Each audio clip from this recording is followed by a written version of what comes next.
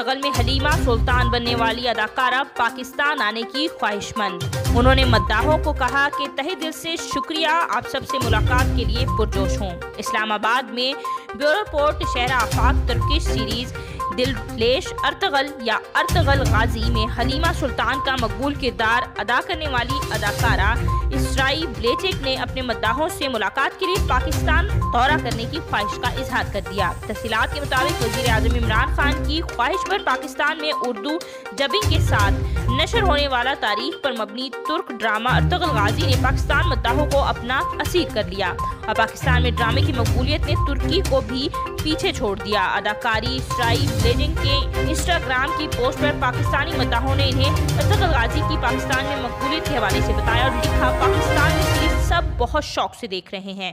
پاکستان میں سیریز نے مقبولیت کے تمام ریکارڈ توڑ دیے ہیں۔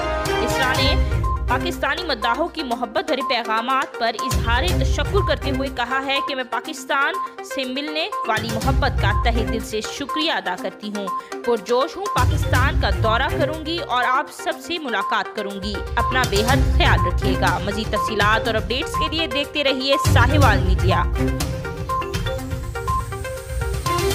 ساہیوال کی خبریں جاننے کے لیے ساہیوال میڈیا کی ویب سائٹ کو وزٹ کریں اور ہمارے ساتھ جڑے رہنے کے لیے ساہیوال میڈیا کے فیس بک پیج کو لائک کریں اور یوٹیوب چینل کو سبسکرائب کریں۔